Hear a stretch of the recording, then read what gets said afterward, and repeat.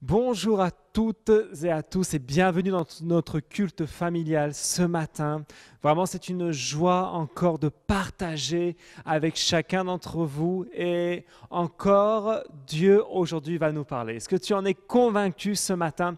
Tu sais, vraiment, je crois que la fidélité envers Dieu se mesure dans toutes ces choses. Quand tu prends le temps, malgré le confinement, de comprendre que non, ce n'est pas un temps de vacances spirituelles, mais au contraire, c'est un temps pour se connecter à la présence de Dieu, eh bien, ce matin, tu es venu au bon rendez-vous. Parce qu'aujourd'hui, Dieu va nous parler. Le Seigneur a prévu une parole d'exception pour chacun d'entre nous. Et aujourd'hui même, je sais que le Saint-Esprit va transformer nos vies, va transformer nos cœurs, que sa puissance va nous recharger complètement et que nous allons pouvoir célébrer ensemble le précieux nom de Jésus. Voilà que, avant même de commencer à partager la parole, j'aimerais qu'on puisse prier, qu'on prie ensemble, qu'on vienne vraiment se mettre devant la face de notre Dieu et que nos cœurs, nos forces, nos pensées soient tournées vers lui ce matin. Alors, là où tu es, je vais t'inviter à fermer tes yeux et on va prier ensemble. Seigneur Père éternel, aujourd'hui, nous voulons élever ton nom, Seigneur. Nous voulons que ta présence vienne nous remplir là où nous sommes. Père, ce matin, nous appliquons le précieux sang de l'agneau immolé de Dieu sur chacune de nos vies. Seigneur, nous annulons toute distraction, toute dispute, tout problème technique peut-être à la maison sur la connexion. Et Seigneur, nous décrétons qu'aujourd'hui, ta parole, ce n'est pas la parole d'un homme qui est prêchée, mais c'est bien la tienne, Seigneur. Et Saint-Esprit, nous te prions aujourd'hui de venir toucher nos cœurs, transformer nos vies, que cette parole, nous puissions l'écouter, la mettre en pratique et que celle-ci porte du fruit dans nos vies au centuple. Et c'est dans le nom de Jésus que nous avons prié. Amen et Amen. Voilà. On peut acclamer le Seigneur là où vous êtes, vous pouvez acclamer le Seigneur parce que je crois vraiment que Dieu a prévu une parole d'exception ce matin. Et le message, je l'ai intitulé « Réalité versus vérité ». Réalité contre vérité. La réalité contre la vérité. Voyons voir ce qu'on va apprendre ce matin dans la parole de Dieu. Parce que figure-toi que si on regarde la réalité, celle-ci nous montre une chose. Mais la vérité, c'est tout autre chose. Tu vois, la réalité, ce sont les circonstances que nous traversons. Ce sont les circonstances et les choses qu'on écoute, que ce soit à la télé, que ce soit peut-être en lisant le journal, peu importe dans quel domaine. Et voici la réalité qui se présente devant nos yeux. Cette réalité qui de manière générale en ce moment d'autant plus est négative. C'est une réalité où on entend parler de crise économique. C'est une réalité même où certains font des vidéos du type apocalyptique où ça y est, on va tous mourir, ou alors certaines vidéos même qui prêchent un message tellement négatif en utilisant la parole de Dieu. C'est un message de peur, c'est un message sans espérance, alors que si tu connais le cœur de Dieu, si tu connais sa parole, si tu le vois en tant que Père, tu comprendras véritablement que même si on vit peut-être les prémices, le début des temps de la fin, eh bien, tu sais quoi, le but de Dieu, c'est de sauver un maximum de monde. Et souvent, on a tendance à se laisser entraîner en partageant, en publiant des choses qui sont limite complotistes, qui sont limite rien à voir. Et je vais te dire, je ne pense pas que ça soit agréable au cœur de Dieu, ce genre de choses. Et je pense plutôt que le Seigneur, en ce moment, veut nous interpeller et nous dire, c'est le temps où ma parole, où ma gloire est en train de s'installer dans cette nation, dans cette ville où tu te trouves en ce moment. Et là, la parole de Dieu est là pour donner le salut et le donner en abondance. Et voilà que la réalité montre peut-être tout le contraire. Et je vais te dire, si tu t'alimentes constamment de cette réalité, forcément ton cœur, tes émotions, tes pensées et tes actes seront soumis à cette réalité. Mais il y a aussi une vérité qui est la parole de notre Dieu. Cette vérité qui ne change jamais. Ce vrai chemin. Quand Jésus dit « Je suis le chemin, la vérité et la vie », n'est-ce pas? C'est qu'il n'y a qu'un seul chemin, mais aussi qu'une seule vérité. Cette vérité doit te conduire vers la vie et la vie éternelle. Alors, ce matin, c'est vrai qu'on va partager la parole de Dieu. Mais celle-ci, s'il te plaît, aujourd'hui, ouvre tes oreilles, ouvre ton cœur et laisse le Seigneur faire quelque chose de surnaturel dans ta vie. Ne permets plus maintenant que tout ce qui t'a contaminé jusqu'à maintenant domine sur toi. Mais laisse ce matin la parole de Dieu intervenir et faire un changement surnaturel dans notre vie à chacun. Amen. Alors, le passage qu'on va partager ensemble des Écritures, c'est dans 2 Rois, chapitre 6, du verset 15 au verset 17. Je répète, 2 Rois, chapitre 6, du verset 15 au verset 17, où il est dit « Le serviteur de l'homme de Dieu se leva de bon matin pour sortir de la ville, et il vit qu'une troupe la cernait, avec des chevaux et des chars. Il dit alors à l'homme de Dieu, « Ah, mon Seigneur, comment ferons-nous » Il répondit, « N'aie pas peur, car ceux qui sont avec nous sont plus nombreux que ceux qui sont avec eux. » Puis Élisée pria, « Éternel, ouvre ses yeux pour qu'il voie. » L'Éternel ouvrit les yeux du serviteur et il vit la montagne pleine de chevaux et de chars de feu tout autour d'Élisée. Amen. Waouh, pour moi ça c'est une parole de grande bénédiction ce matin. Avec l'homme de Dieu, le prophète Élisée, a vécu une situation qui est relativement difficile. Une situation dont la réalité disait c'est un décret de mort. Une situation où s'il regardait les circonstances, Élisée n'avait aucun espoir, n'avait aucune possibilité. Élisée lui-même était mal barré en réalité, parce que la Bible nous dit clairement qu'une armée entière cernait la ville où il se trouvait, non pas pour être gentil avec lui, mais ils avaient prévu d'en finir avec le prophète. Et le serviteur était rempli de panique, mais Élisée a eu une réaction. Vous savez ce qu'il a fait ? Élisée ne s'est pas mis à parler avec des paroles négatives, ne s'est pas mis à peut-être commencer à parler de choses fatalistes, de choses négatives, de telle manière que les gens se sentent coupables ou se sentent que c'est la fin des temps, etc. Non, Élisée a fait une chose, il a commencé à prier. Élisée pria. Élisée a prié avant toute chose, parce qu'Élisée a décrété quoi ? Avant même de prier, d'ailleurs, il le dit, « Regarde, ceux qui sont avec nous sont plus nombreux que ceux qui sont avec eux. » Et cette parole-là était un décret de foi, d'espérance et de vie.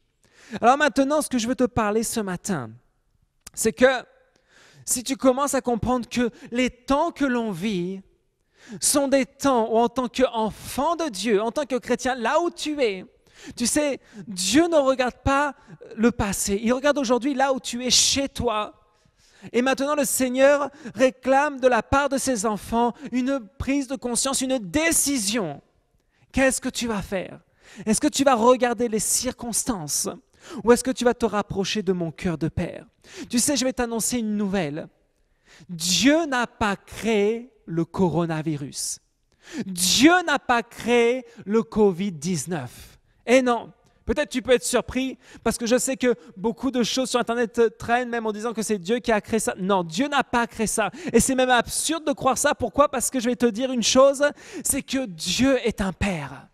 Et un père ne veut pas de mal à ses enfants. Dieu, simplement, utilise cette circonstance aujourd'hui pour que nous revenions de tout cœur auprès de lui.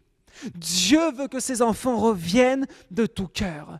Parce que si tu te souviens bien, au début de cette année, On avait déclaré, on avait décrété que cette année était une année de bénédiction, mais pas de simple bénédiction, une année de bénédiction exagérée, une année de miracles exagérés, une année où la main de Dieu allait accomplir des choses extraordinaires dans ta vie de manière surnaturelle et exagérée. Est-ce que c'est ça que tu attends de la part de Dieu? Parce que si tu restes focalisé sur les circonstances, tu ne peux pas voir ce genre de choses. Comment tu peux croire à un Dieu qui veut te bénir de manière exagérée, capable de créer une chose pareille? Non, bien évidemment que non. Mais Dieu utilise ces circonstances aujourd'hui pour transformer ton cœur, pour transformer le cœur de ta famille, mais aussi pour transformer le cœur de cette nation. Et je vais te dire une chose, tu devrais plutôt prendre les circonstances qu'on vit actuellement comme un test en tant qu'enfant de Dieu. Dieu veut pouvoir et Dieu veut pouvoir te confier de grandes choses à la sortie de tout ça. Tu sais, la Bible dit que si tu es fidèle en peu de choses, Dieu te mettra sur beaucoup de choses. Amen. Est-ce que tu peux le dire là où tu es? Amen. Tu peux crier un Amen dans ta maison parce que réellement, ce que tu vis aujourd'hui, les décisions que tu vas prendre vont déterminer, écoute bien ça, les décisions que tu prends aujourd'hui, la façon dont tu vis ces circonstances aujourd'hui vont déterminer beaucoup de choses de ton avenir. Parce que Dieu veut en ce moment, et Dieu veut qu'à la sortie de tout ça, tu puisses être une colonne dans son royaume. Qu'il puisse te confier beaucoup plus. Et je vais te dire, si tu te tiens ferme, si tu demeures dans la foi, tu verras les bénédictions exagérées de Dieu. Tu verras la surabondance de la part de Dieu, les miracles exagérés de la part de Dieu. Tout ça, tu vas le voir dans ta vie si tu tiens ferme dans ce moment-là. Alors, regarde, Élisée a prié. Mais Élisée a prié d'une manière bien spécifique. Il a dit, Éternel, ouvre ses yeux pour qu'il voie. Ça veut dire quoi? Que le serviteur, lui, était focalisé sur les circonstances. Le serviteur voyait juste ce qu'il y avait devant. Il voyait l'armée qui était menaçante. Il voyait véritablement les difficultés, mais il ne voyait pas la porte de sortie. Et tu sais quoi? Élisée n'a pas prié pour que, non, Seigneur, envoie le feu du ciel et détruis cette armée. Non, Seigneur, fais un miracle là tout de suite. Non, Élisée a dit une chose à Dieu, c'est ouvre-lui les yeux pour qu'il voie. Pour qu'il voie quoi? Il voit la vérité. Non pas la réalité de ce monde physique, mais la vérité qui est tirée tout droit de la puissance et de la parole de Dieu. Cette vérité qui change les vies, cette vérité qui bouleverse les cœurs. C'est cette vérité-là dans laquelle tu dois croire et tu dois demander si tu as du mal à voir cette vérité. Tu dois faire cette prière comme Élisée a fait. Seigneur, ouvre mes yeux, je veux voir. Je veux voir ta vérité. Je veux voir tes miracles, Seigneur. Je veux te voir agir puissamment. Parce que c'est le temps, véritablement, où Dieu est en train de faire que son peuple revienne à la prière, revienne à la foi et revienne aux miracles et aux prodiges. Est-ce que tu te souviens d'une chose? C'est que là, lorsqu'on lit un peu la parole dans Actes des Apôtres, on voit l'Église primitive, on voit tout ce qui se passe. Tu sais, en ce moment, nous sommes à l'aube d'un réveil mondial. Regardez que cette plaie n'est pas une plaie qui touche une seule nation. C'est une plaie qui a touché les nations de la terre. C'est une plaie qui a touché véritablement tout le monde. On ne peut pas dire qu'un seul pays a été épargné parce que finalement tout le monde est touché par ça. Mais en ce moment, c'est pourquoi?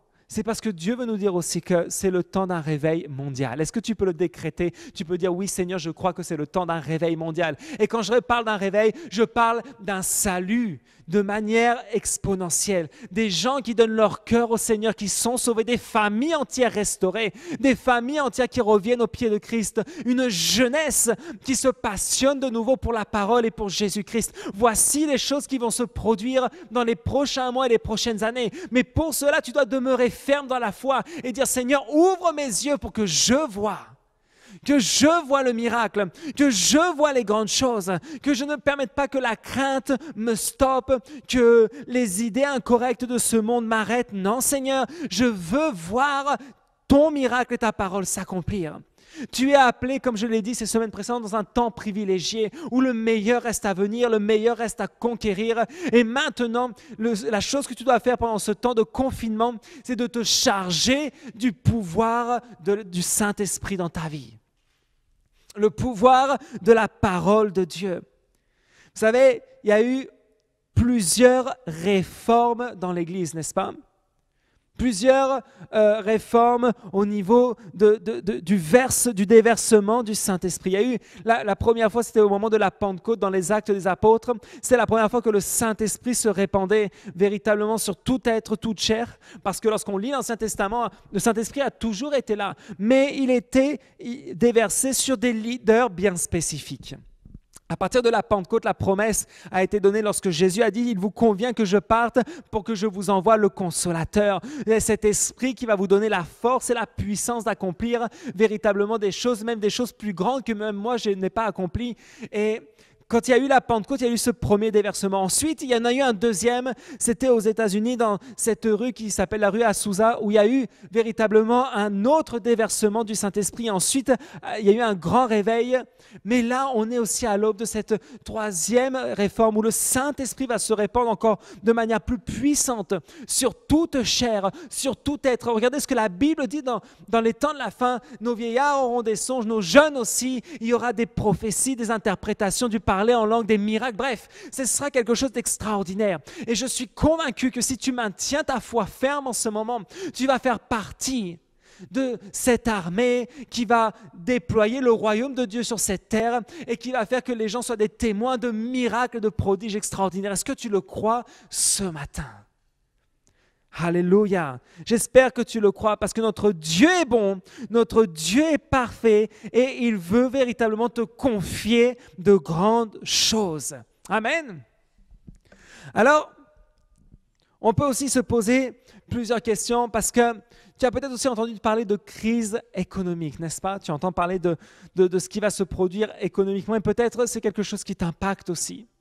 De la même manière que ce soit au sujet de la santé, au sujet de la suite des choses, tu sais, Dieu tient tout sous son contrôle. Et j'aimerais te partager un deuxième verset qui se trouve aussi dans 2 Rois, celui-ci au chapitre 7, versets 1 et 2, où il est dit « Élisée dit, écoutez la parole de l'Éternel.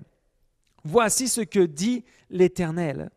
Demain, à la même heure, on pourra avoir 7 litres de fleur de farine pour une pièce d'argent et 14 litres d'orge pour une pièce d'argent, à la porte de Samarie. » L'officier chargé de soutenir le roi répondit à l'homme de Dieu, « Même si l'Éternel faisait des fenêtres au ciel, une telle chose ne pourrait pas se produire. » Et Élisée dit, « Tu le verras de tes yeux, mais tu n'en mangeras pas. » Regardez que ce verset-là, pour moi, est un verset extraordinaire.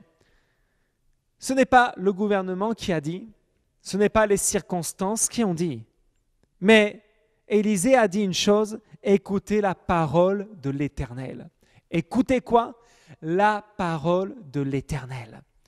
Vraiment, je veux te dire, ce matin, la motivation, c'est que tu écoutes la parole de l'Éternel. Et Dieu, qu'est-ce qu'il te dit? Dans cette parole, Dieu dit clairement, c'est moi, c'est l'Éternel qui établit le prix des choses. C'est moi qui dis que même du jour au lendemain, peut-être tu t'inquiètes sur ce que tu vas manger, comment tu vas faire pour payer les factures, comment tu vas faire pour vivre. Tu sais quoi? Dieu dit clairement dans sa parole que c'est lui qui fixe le prix de toutes choses. Et cet officier chargé de rapporter le message au roi n'a pas voulu croire. Et qu'est-ce que lui dit Élisée? Tu sais quoi? Parce que tu n'as pas voulu croire, tu seras seulement le spectateur, mais tu ne pourras pas profiter de la bénédiction. Ce matin, je veux te dire une chose. Ne sois pas le spectateur de tout ça, mais sois participant à la bénédiction. C'est pour ça que je te dis, ne baisse pas tes bras dans la foi. Ne permets pas que les circonstances et que cette réalité que tu vois au travers des informations, que tu vois lorsque tu marches dans la rue, t'affectent au point de ne pas croire que Dieu est capable de faire un miracle aujourd'hui. Dieu est capable d'intervenir puissamment. Mais tu sais, il y a une chose qui est certaine aujourd'hui aussi, comme je l'ai dit au début, c'est une plaie qui touche le monde. Et lorsqu'il y a un jugement, lorsqu'il se passe quelque chose, une conséquence d'un péché, n'est-ce pas? Qu'est-ce que Dieu réclame de la part de son peuple, n'est-ce pas? De garder la foi, bien sûr, mais aussi il réclame de la repentance. Est-ce que tu peux dire à celui ou à celle qui est à côté de toi, repentance? Et si tu es seul, tu te le dis à toi-même, repentance. Parce qu'il est important de comprendre une chose, c'est que le Seigneur, pour agir pleinement, sachant que le péché et lui ne peuvent pas vivre ensemble, il faut passer par cette repentance. Et ce matin, l'invitation, la première, c'est de ne pas baisser tes bras dans la foi, mais la deuxième, c'est de passer par le chemin de la repentance. Ce chemin où tu as demandé pardon, pardon pour les péchés de ta nation, pardon pour les péchés de ta ville, mais aussi pardon pour tes propres péchés, celles de ta famille, parce qu'il est nécessaire qu'il y ait des personnes qui se tiennent aujourd'hui sur la brèche pour se repentir, afin que la nation soit pardonnée. J'avais partagé une fois cette parole, mais je veux la repartager. Souvenez-vous une chose, c'est lorsque Abraham s'est retrouvé face à l'ange de l'Éternel et qu'ils allaient en direction de Sodome et Gomorrhe pour juger la ville. Abraham a commencé à intercéder. Et il avait réclamé à la fin que s'il y avait seulement 10 justes, est-ce que Dieu allait détruire la ville avec les justes? Et Dieu a dit clairement que s'il y avait 10 justes, la ville serait maintenue. Écoute, aujourd'hui nous sommes plus de 10 de connectés, n'est-ce pas? Nous sommes plus de 10 de connectés. Et ce matin, il est nécessaire que tu comprennes une chose. C'est que tu ne peux plus vivre dans le péché. Tu ne peux plus garder des arguments contre ta vie. Tu ne peux plus garder des choses qui t'empêchent d'avancer. C'est le temps, ce temps de confinement. S'il y avait disputes et divisions dans la famille, c'est le temps véritablement de restaurer tout ça, de répandre le pardon.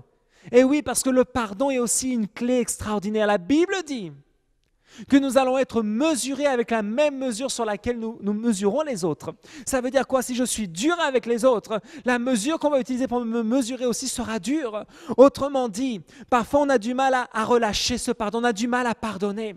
Peut-être, tu sais, dans ta vie, on t'a traité d'incapable, de nul, de menteur. Peut-être que lorsque tu as dit que tu avais donné ton cœur au Seigneur, on t'a regardé comme une espèce d'extraterrestre, on s'est moqué de toi, on t'a insulté. Tu sais, c'est des choses qui font mal. Et peut-être même dans ta propre famille, dans ton propre couple, il y a eu des paroles qui ont blessé profondément. Et ça, ce sont des arguments que l'ennemi a contre nous et qui empêchent véritablement que tu puisses sortir plus que vainqueur de tout ça. Tu sais, c'est le temps véritablement où tu dois répandre le pardon. Le non-pardon, je vais te dire une chose, le non-pardon, c'est un lien démoniaque terrible. Et en plus de ça, quand tu ne pardonnes pas une personne qui t'a fait du mal, la personne des deux qui souffre, c'est toi-même, en vérité. C'est toi-même qui souffre. C'est toi-même qui portes cette douleur parce que finalement tu retiens de l'amertume, parce que le non-pardon, c'est ce que ça produit comme fruit, ça produit de l'amertume. Et combien de personnes, peut-être même toi qui es connecté ce matin, tu vis ton quotidien dans l'amertume. Lorsque tu regardes quelqu'un, peut-être qui ne fait pas les choses comme il faut, tu ne le supportes pas. Lorsque tu marches dans la rue, tu as un visage fermé, serré, parce que ton cœur est rempli d'amertume à cause de la douleur du passé. Mais quand tu pardonnes, quand tu relâches ce pardon, n'est-ce pas? Waouh! La délivrance arrive et l'argument est effacé. Parce que je t'assure que ce temps de confinement aussi, c'est un temps qui te permet d'être libre de tout argument de l'ennemi. C'est vraiment un temps qu'il faut mettre au profit pour que le Seigneur arrache tout argument que le diable utilise contre nous maintenant. Tu ne peux pas sortir le 11 mai, par rapport aux dates qui ont été données. Le 11 mai, quand on va tous sortir, tu vas sortir comment ? Rempli encore d'amertume et des liens du passé, où tu as compris que Dieu veut utiliser ce temps où tu es chez toi pour transformer ta vie, te parler puissamment et faire de toi un acteur dans le royaume de Dieu. Alléluia. Vraiment, tu vois, c'est le temps de la repentance, c'est le temps de vraiment de réclamer le pardon pour notre nation. Combien de choses dans notre nation n'est pas correct, cet humanisme, de placer l'homme comme s'il était un Dieu. C'est cette façon de procéder à des avortements en masse en pensant que ça c'est du droit de la femme, mais on ne pense même pas à l'enfant, on ne pense même pas à ce bébé, on ne pense même pas à la douleur qui est causée, au traumatisme qui est donné. Tellement de choses incorrectes. Lorsque notre nation est idolâtre et jette Dieu dehors parce qu'ils ne veulent pas entendre, parce que croire en Dieu, c'est être bête, parce que croire en Jésus-Christ qui est le Fils de Dieu, c'est d'être limité intellectuellement, c'est de ne pas comprendre l'époque où on vit. Voici à quel point on est arrivé. Où l'immoralité sexuelle est devenue quelque chose de normal, ou lorsque tu veux regarder peut-être des films où il n'y a pas de grossièreté, où il n'y a pas d'immoralité, tu passes pour un extraterrestre. Vous savez, je vais vous donner un témoignage personnel. L'autre jour, je regardais un film où c'était un peu du genre à l'eau de rose, on va dire ça comme ça. Je regardais ça avec Pasteur Carolina qui aime beaucoup les films romantiques. Et bon, je ne vous cache pas que j'apprécie aussi. Et c'était un film très sympa. Il n'y avait aucune grossièreté, rien d'incorrect. Et quand on s'est mis à chercher à un moment donné sur Internet, il y a eu une critique par rapport à cela. Et dans un journal en Espagne, il qualifiait cette série d'infumable. Je ne sais pas si vous vous rendez compte de la parole qui est utilisée. Pourquoi? Parce que cette série, ce film-là, n'avait rien de mauvais en vérité, était quelque chose de principe, quelque chose qui était en plus de la parole de Dieu, parce que c'était un film où on parlait de Dieu, qu'on donnait des versets. Enfin, c'était à connotation très chrétienne en tout cas. Et voici la qualification du monde. Parce que pour le monde, c'est que des ordures tout ça. Mais je vais te dire une chose, la parole dit clairement que l'évangile est une folie pour celui qui ne croit pas. Mais elle est la gloire de Dieu pour celui qui a la foi en Jésus-Christ. Et c'est de comprendre aujourd'hui, c'est le temps que tu replaces ta foi en Jésus-Christ, que tu passes par cette repentance. Tu sais, une fois que tu as demandé, tu as relâché le pardon, que tout argument qui te retenait prisonnier soit enlevé de ta vie. C'est le temps que Dieu va utiliser pour faire une réinitialisation. Dieu veut faire un reset complet. C'est ce que c'est le reset, c'est quand tu appuies sur ce fameux bouton et que ça éteint tout et ça redémarre à partir de zéro comme si rien ne s'était produit. Dieu veut faire une réinitialisation dans nos vies. Est-ce que tu peux le noter ce matin? Note ces quelques points. Ne pas perdre la foi, se repentir, annuler tous les arguments de non-pardon et c'est le temps maintenant de la réinitialisation. Ce confinement, c'est comme si Dieu disait, c'est le temps de faire un reset dans ta vie, un reset dans ton quotidien, un reset dans ta façon de penser, dans ta façon d'agir, que tu reviennes à la base, que tu reviennes à la parole, que tu te réalimentes dans ta foi parce que c'est le temps aussi de prendre les bonnes habitudes. Parce que si en ce moment tu n'arrives pas à te connecter avec le Seigneur, qu'est-ce que ça va être quand les activités vont reprendre? Tu sais, je crois véritablement qu'il faut savoir se remettre en question et dire, Seigneur, peut-être mes priorités ne sont pas les bonnes. Parce qu'on est en train de parler de la vie éternelle, on est en train de parler du royaume de Dieu. C'est quelque chose de concret qu'on parle ce matin. Et Dieu veut faire un reset dans ta vie, réinitialiser ta vie, réinitialiser l'Église, réinitialiser notre façon d'évangéliser, réinitialiser notre façon de propager la parole. Parce que si tu crois qu'en ce moment, c'est le temps de rester les bras croisés, c'est faux. Au contraire, c'est le temps d'inviter les gens à se connecter au culte, à évangéliser par ton Facebook, par ton Instagram, par tous les moyens qui sont autour de toi pour propager l'espérance et non pas des paroles dramatiques ou des paroles qui montrent la mort. Non, c'est le temps de propager la vie. Donc Dieu est en train de réinitialiser toutes choses. Est-ce que tu le crois dans le nom de Jésus? Parce qu'une fois que le reset est fait, la réinitialisation est lancée et elle est aboutie, Dieu va passer par le temps de la restitution. Souviens-toi, 2020, année de la restitution. Est-ce que tu peux le dire ce matin? 2020, l'année de la restitution. Dieu va te restituer dans tous les domaines de ta vie, si seulement tu fais de lui ta priorité. S'il est devant toi, si tu comprends que ni l'or, ni l'argent, ni l'entreprise, ni ton entreprise aujourd'hui doit être ta priorité, mais c'est Dieu. C'est le temps de comprendre l'époque dans laquelle on vit. C'est une opportunité extraordinaire et Dieu va nous restituer. Va restituer ta vie sentimentale, va restituer ton couple, va restituer tes enfants aussi pour qu'ils reviennent près du cœur de Dieu. C'est le temps aussi pour prêcher à notre descendance. C'est le temps de croire parce que la restitution est là. 2020, souviens-toi, des miracles et des bénédictions exagérées. La main de Dieu sur ta vie de manière exagérée que tu vas dire « Waouh Seigneur, mais j'en veux pas plus parce que c'est déjà trop ce que tu me donnes. » Est-ce que tu veux déclarer ces paroles? Et aussi, pour terminer, c'est le temps de la restauration. Dieu va restaurer. Dieu va restaurer. Tu sais ce qui est extraordinaire? Je vais te dire une chose. Lorsque Noé est entré dans son arche qu'il avait construite, tu sais ce qui est incroyable? C'est que Noé lorsqu'il est entré dans l'arche, il était propriétaire d'un terrain, d'une terre. Lorsque Noé est ressorti de l'arche, il était le propriétaire de la terre entière. Imagine un peu ça. Lorsque Noé entre dans l'arche, il avait sa maison, sa petite famille, il avait son bout de terrain. Il rentre dans l'arche, ce fameux confinement. Qu'on pourrait croire, mais Seigneur, pourquoi l'avoir fait durer aussi longtemps? D'après les études, il est resté 1 an au total dans l'arche, confiné avec sa famille. Ah, c'était long, hein, c'était pas 2 mois, c'était pas 3 mois, c'était 1 an. 1 an, et là pour le coup, sans pouvoir sortir. La Bible dit qu'il avait juste fait une petite fenêtre dans l'arche. Alors je te laisse imaginer, sombre, bien enfermé, avec un tas d'animaux. Il était dans cette arche. Dieu a fait un reset, une réinitialisation sur la terre entière avec le déluge. Une fois que ça a été fait, il y a eu le temps de la restitution où toutes les herbes des champs, les arbres fruitiers, tout ça ont recommencé à pousser. Et après, il y a eu la restauration et là, Noé sort de l'arche. Alors qu'il était rentré propriétaire d'une petite terre, un petit champ où il y avait son arche, il est devenu propriétaire de la terre entière. À lui a été soumis toute chose ensuite. À lui est revenu toutes les bénédictions et toutes les richesses. Et à lui est revenu, vous savez, quand Dieu a donné à Adam et Ève la bénédiction de se multiplier, de dominer sur la terre, cette même promesse est arrivée sur Noé. Ce que je veux te dire aujourd'hui, c'est qu'à la fin de ce confinement, ça va être le temps de la restauration. Et tu vas sortir plus que vainqueur. Mais ça va t'exiger de garder ta foi ferme. Ça va t'exiger, oui, un plus pour le Seigneur. Est-ce que tu te connectes aux intercessions? Parce que réellement, si tu ne fais pas l'effort aujourd'hui, quand est-ce que tu le feras? Si tu ne comprends pas que c'est le temps de se connecter lorsqu'on fait des cellules d'hommes, ce n'est pas pour une charge, c'est le temps pour ta bénédiction. Si tu ne le fais pas aujourd'hui, que ton travail est réduit, que tu es à la maison toute la journée, quand est-ce que tu le feras? Souvent on a tendance à dire Seigneur plus tard, mais tu ne sais même pas s'il y aura un plus tard.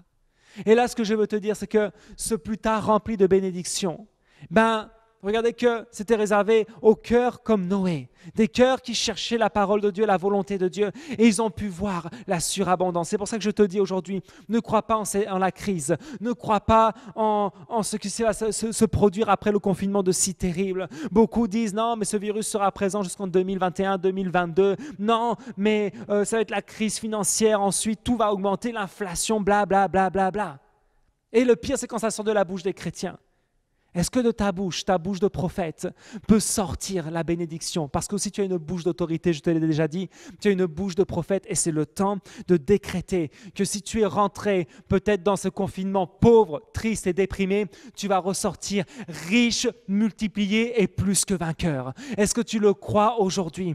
Parce que ça, cette parole que je suis en train de te donner, c'est une parole prophétique que même beaucoup de prophètes en ce moment sur la terre entière ont prophétisé. Et moi, je le crois parce que je crois en un Dieu qui est plus que vainqueur et je veux ce matin vraiment que ta foi soit alimentée, que tu laisses tomber et que tu puisses aujourd'hui, dès maintenant, commencer à croire et à partager sur ton Facebook et sur ton Instagram des paroles de vie et de bénédiction. Vraiment, je te motive ce matin en tant qu'enfant de Dieu. Connecte-toi à l'intercession. Que la terre entière se rende compte qu'on n'est pas 20 ou 30 à l'intercession, mais qu'il y a des centaines de personnes qui commencent à se lever dans l'intercession à 6 heures du matin à prier ensemble. Qu'il y a des centaines de personnes sur Zoom, sur Facebook qui écoutent la parole de Dieu et que le royaume de notre Seigneur est en train de s'établir sur cette terre et que ce confinement va être utilisé pour la gloire de son nom et on va sortir riche et plus que vainqueur et béni dans le nom de Jésus. Est-ce que tu peux acclamer le Seigneur ce matin? Voilà la parole que je veux te donner. Voilà cette parole de motivation, une parole qui est une vérité. Non pas la réalité des circonstances, mais la vérité dans laquelle tu dois placer ton cœur et tes pensées ce matin. Vraiment, aujourd'hui, on va prier ensemble. On va remercier le Seigneur. Et là où tu es, si tu avais permis quelque chose d'incorrect, s'il y a encore des arguments de non-pardon, des choses qui t'empêchent d'avancer dans ta vie, ce matin même, on va prier pour que le sang de Christ, le sang de l'agneau immolé de Dieu recouvre tout ça et que tu puisses vivre cette vie nouvelle. C'est le temps de la réinitialisation. C'est le temps ensuite de la restitution et de la restauration dans le nom de Jésus. Alors ferme tes yeux ce matin, on va prier ensemble. Oh Seigneur Dieu Tout-Puissant, je te priais ce matin pour chaque famille, chaque homme, femme, enfant, jeune, moins jeune, qui s'est connecté ce matin. Oh, alléluia, Seigneur. Vraiment, là où tu es, j'aimerais qu'on puisse prier ensemble. Alléluia. Et vraiment que tu prennes ce temps pour te concentrer. Ne permets pas la distraction. Même si les enfants sont un peu turbulents, demande aux enfants d'être sages 5 minutes. Et que même eux puissent se tenir dans ce temps de prière. Que même eux puissent ouvrir leur cœur, s'ils sont assez grands pour comprendre en tout cas, s'ils sont trop petits. Voilà, que tu puisses les distraire avec quelque chose parce que vraiment j'aimerais que ce temps de prière puisse impacter ta vie ce matin. Et là où on est, on ferme nos yeux, Seigneur, Dieu Tout-Puissant, nous te rendons grâce. Ô Père éternel, tes promesses s'accomplissent toujours, Dieu. Lorsque la réalité semble tellement négative, lorsque toutes les circonstances que nous vivons parlent du contraire, c'est là où la vérité de ta promesse, Seigneur, touche notre vie. C'est là où la vérité de tes promesses, Seigneur, impacte nos cœurs. Ô Dieu Tout-Puissant, manifeste-toi ce matin. Aujourd'hui, là où nous sommes, nous appliquons une goutte du sang de l'agneau immolé de Dieu sur notre vie. Ce matin, Seigneur, s'il y avait des arguments de non-pardon sur nous, nous te prions, Père éternel, d'enlever ces arguments parce qu'aujourd'hui, nous relâchons le pardon de manière intégrale sur chacune des personnes qui nous ont fait du mal. Seigneur, aujourd'hui, ce n'est plus le temps de résister, mais c'est le temps d'ouvrir nos cœurs à ton amour. Ce n'est plus le temps, Seigneur, de fermer son cœur, mais c'est le temps de l'ouvrir et de comprendre qu'il y a quelque chose d'extraordinaire qui va se produire aujourd'hui. Oh Seigneur Jésus, ce matin, nous ouvrons nos cœurs, Seigneur. Viens réinitialiser nos vies. Tout ce que nous pensions être correct, tout ce que nous imaginions faire comme il faut, enlève-le, Seigneur, pour placer en nous ta vérité, Seigneur. Seigneur, c'est le moment de prendre des décisions. Seigneur, c'est le moment de ne plus être tiède, mais d'être brûlant pour toi. Seigneur, viens impacter nos vies ce matin. Viens impacter nos cœurs ce matin.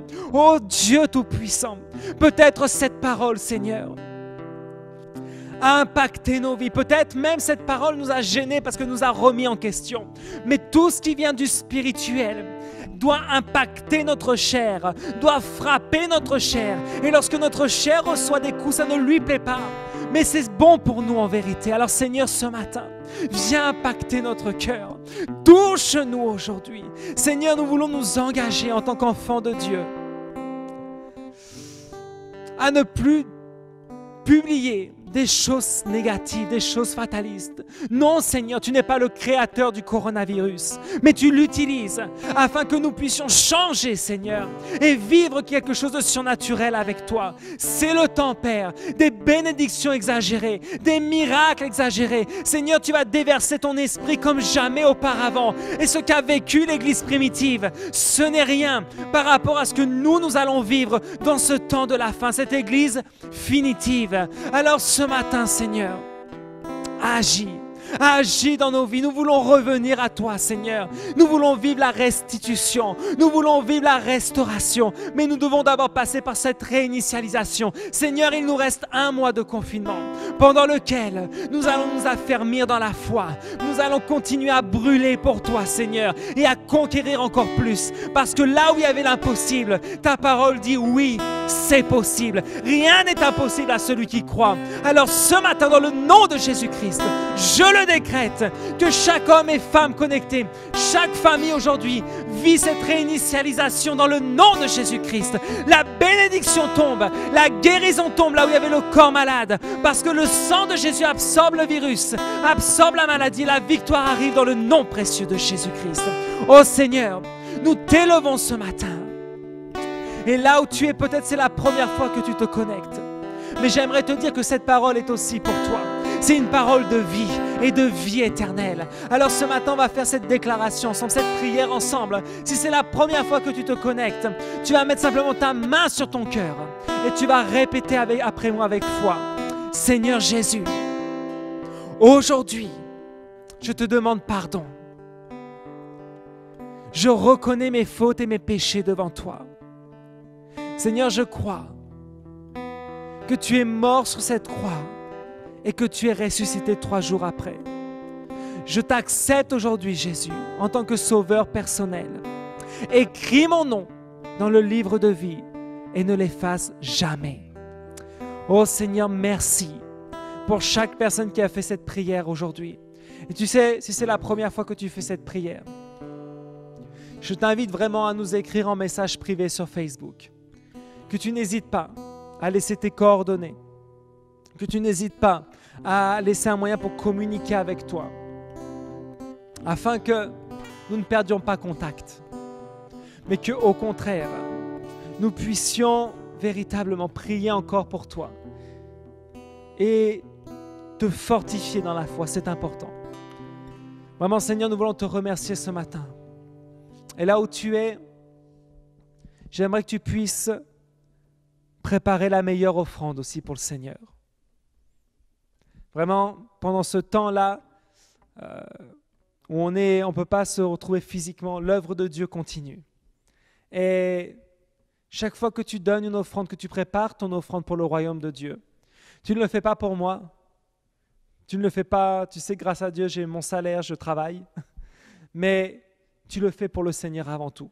Pour que nous puissions rester aussi connectés, que nous puissions avoir ces moyens techniques, que nous puissions avoir ce local, parce qu'on va se retrouver aussi très bientôt, on sera réunis tous ensemble et dans notre local. Mais en attendant, donne la meilleure offrande déjà pour remercier le Seigneur. Crois véritablement que les bénédictions exagérées vont aussi toucher tes finances. Cette crise économique n'est pas pour toi. Tu sais quoi? Souviens-toi de cette parole qu'on a lue dans le 2e livre des Rois au chapitre 7, du verset 1 au verset 2. C'est l'Éternel qui détermine le prix des choses. Et que celui qui n'a pas cru a pu simplement voir, mais n'a pas pu en profiter. S'il te plaît, ne fais pas partie de ceux qui vont juste voir et ne pas en profiter, mais crois dès aujourd'hui que le Seigneur ne t'a pas abandonné. Alors prépare la meilleure offrande. Si tu veux savoir comment donner une offrande, tu peux aller sur notre site internet. Et là, tu pourras le faire par carte bancaire. Et si tu veux le faire par virement, eh ben, je t'encourage par virement. On peut te transmettre le RIB si tu ne l'as pas. Si c'est quelqu'un qui t'a invité à être connecté, tu peux lui demander. Il n'y a pas aucun problème. Tu peux nous écrire en privé, on te transmettra les informations. Mais c'est cette motivation de croire aussi que lorsque tu donnes au Seigneur généreusement, il te récompense aussi généreusement. Lorsque tu sèmes dans le royaume de Dieu, plus tu sèmes, plus tu vas récolter. Donc fais confiance au Seigneur ce matin et tu vas avoir la bénédiction. Si tu as préparé ton offrande, vraiment, je veux prier ce matin. Je veux que tu la présentes devant le Seigneur et puis on va prier pour ses finances. Seigneur Jésus, aujourd'hui, je te présente ces finances, Seigneur. J'applique aujourd'hui le sang que tu as versé, Jésus, de ta tête à cause de la couronne d'épines. Et ce sang précieux aujourd'hui touche les finances de chaque personne connectée aujourd'hui, Seigneur. Je te prie de briser toute ruine financière. Je te prie, Seigneur, par ce sang précieux, d'enlever toute dette et toute disette ainsi que ruine de leur foyer dans le nom précieux de Jésus. Seigneur, je veux bénir leurs finances ce matin et je veux bénir ces offrandes, Père. Seigneur, merci. Merci pour ces offrandes qui sont données généreusement ce matin, qui sont pour l'avancement de ton œuvre, Seigneur. Seigneur, à toi revient l'honneur et à toi revient la gloire. Mission charismatique internationale de Lyon, nous te bénissons ce matin. Tu es une église prospère, une église qui se multiplie et une église de bénédiction. Merci pour tout ce que tu fais et c'est dans le nom de Jésus que nous avons prié. Amen et Amen. Gloire à Dieu.